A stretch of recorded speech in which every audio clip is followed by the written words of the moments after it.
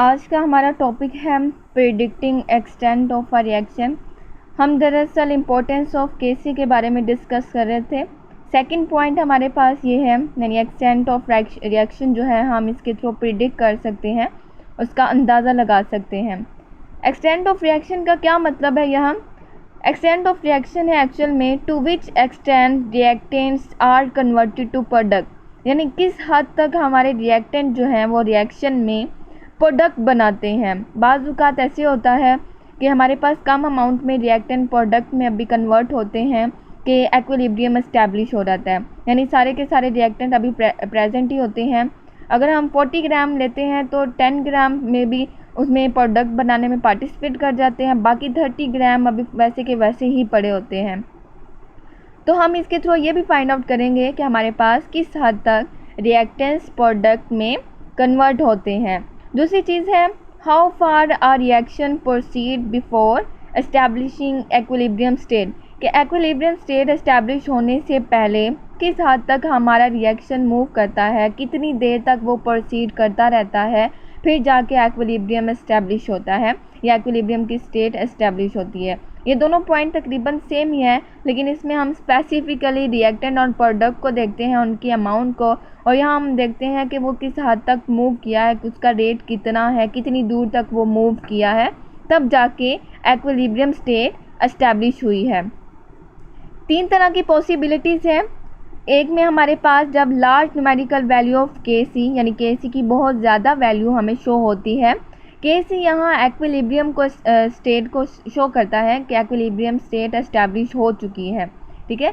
तो अगर केसी की वैल्यू हमें बहुत ज़्यादा हासिल होती है, बहुत ज़्यादा हासिल होने का क्या मतलब है, इसको हम एक एग्जांपल से समझते हैं कि हमारे पास ये यहाँ से लेकर ये जो लाइन आपको नज़र आ रही है, ये एक रिएक्शन का एक्सटेंट है कि यहाँ से हमारे पास रिएक्शन स्टार्ट हो रहा है और यहाँ हमारे पास एंड हो रहा है। यहाँ हमारे पास रिएक्टेंट है और एंड पर जाकर यहाँ हमारे पास प्रोडक्ट बन रहा है।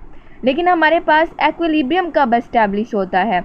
एक्चुअल में हम यहाँ अगर रिएक्शन स्टार्ट करते हैं तो रिएक्टेंट अभी प्रोडक्ट में कन्वर्ट हो रहे हैं और रिएक्शन बहुत ज़्यादा प्रोसीड हो रहा है, इतना ज़्यादा प्रोसीड हो रहा है कि सारे के सारे रिएक्टेंट जो है वो प्रोडक्ट में कन्वर्ट हो जाते हैं और बिल्कुल थोड़ी सी अमाउंट रह जाती है।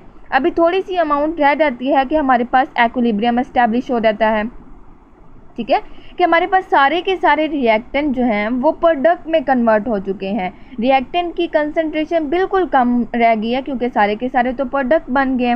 लेकिन अभी ये सिचुएशन होती है कि हमारा प्रोडक्ट बिल्कुल फाइनल प्रोडक्ट बनने ही वाला होता है, या हम ये कहते हैं कि इरिवर्सिबल रिएक्शन की तरफ हमारा रिएक्शन जाता है कि एक्विलिब्रियम एस्टैब्लिश हो जाता है, ठीक है। बहुत देर बाद जाके रिएक्शन को बहुत प्रोसीड होना पड़ता है, तब जाके हमारे पास एक्विलिब्रियम की स्टेट इस्टेब्लिश होती है। इस वक्त हम ये कह सकते हैं कि सारे के सारे रिएक्टेंट प्रोडक्ट में कन्वर्ट हो चुके हैं, तो रिएक्टेंट्स आर नेग्लिजिबल। नेग्लिजिबल का मतलब ये है कि अमाउंट उसकी इतनी कम है कि हम उसको ज़ीरो के इक्वल कह सकते हैं, और प्रोडक्ट की तादाद तकरीबन सारे के सारे प्रोडक्ट की अमाउंट प्रेजेंट है, क्योंकि हमने कहा है कि रिएक्टेंट सारे के सारे प्रोडक्ट में कन्वर्ट हो चुके होते हैं तकरीबन, कि एक्विलिब्रियम एस्टैब्लिश हो जाता है। तो उस पॉइंट पर हमारे पास आलमोस्ट सारे के सारे प्रोडक्ट जो हैं वो प्रेजेंट होते हैं। ये हमें कैसे पता चला? हमें केसी की लार्ज न्यूमेरिकल वैल्यू से पता चला। लार्ज न्यूमेरिकल वैल्यू उसकी इसलिए थी क्योंकि रिएक्शन को बहुत ज़्यादा प्रोसीड होना पड़ा, और जब वो इतना ज़्यादा प्रोसीड हो रहा था उस दौरान बहुत ज़्यादा अमाउंट में रिएक्टेंट प्रोडक्ट में कन्वर्ट हो चुके थे। और बाज़ औक़ात तो हमें ऐसा लगता है reaction almost gone to completion, क्योंकि हमारे पास प्रोडक्ट बन चुकी होती है, सारे के सारे रिएक्टेंट प्रोडक्ट में कन्वर्ट हो चुके होते हैं, तो तकरीबन रिएक्शन कंप्लीट हो जाता है। लेकिन जैसे ही एक्विलिब्रियम की स्टेट आती है तो एक्विलिब्रियम पर कोई भी रिएक्शन कंप्लीशन की तरफ नहीं जा सकता। इसलिए हमने यहाँ एक लफ्ज़ इस्तेमाल किया है ऑलमोस्ट का, कि वो बस जाते जाते रह जाती है।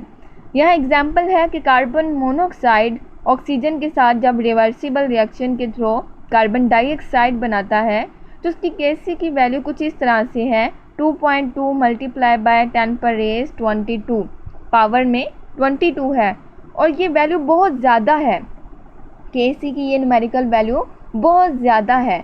इसका मतलब है कि कार्बन मोनोऑक्साइड को ऑक्सीजन के साथ बहुत ज़्यादा रिएक्ट करना पड़ता है, रिएक्शन बहुत देर तक चलता रहता है, उसके बाद कहीं जाकर हमारे पास एक्विलिब्रियम जो है वो स्टैब्लिश हो जाता है। दूसरी सिचुएशन, जब हमारे पास स्मॉल न्यूमेरिकल वैल्यू होती है Kc की, उसी तरह से वही एक्सटेंट लें रिएक्शन का कि हमारे पास यहाँ जो है वो रिएक्टेंट है और इसके एंड पर हमारे पास ये प्रोडक्ट है। ये एक जनरल टर्म है कि मैं ये कंसीडर करती हूँ कि मेरा रिएक्शन यहाँ से स्टार्ट होता है और यहाँ पर एंड होता है।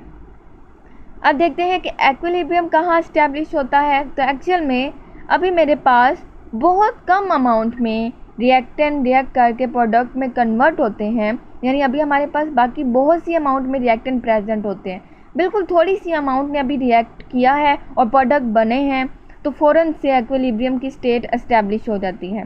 ठीक है, तो उस दौरान हम ये कह सकते हैं कि हमारे पास सारे के सारे रिएक्टेंट प्रेजेंट हैं, बिल्कुल थोड़ी सी अमाउंट में, क्योंकि उन्होंने प्रोडक्ट बनाया है, तो सारे के सारे रिएक्टेंट अभी प्रेजेंट हैं और प्रोडक्ट नेग्लिजिबल है, क्योंकि प्रोडक्ट अभी बिल्कुल थोड़े से बने हैं, इतने कम बने हैं कि हम उनको नेग्लिजिबल, ज़ीरो के इक्वल कह सकते हैं। बने हैं लेकिन इतने कम हैं कि हम उनको ज़ीरो के इक्वल कह सकते हैं। जब हम ज़ीरो के इक्वल कह देने की बात करते हैं तब हम वर्ड यूज़ करते हैं नेग्लिजिबल का।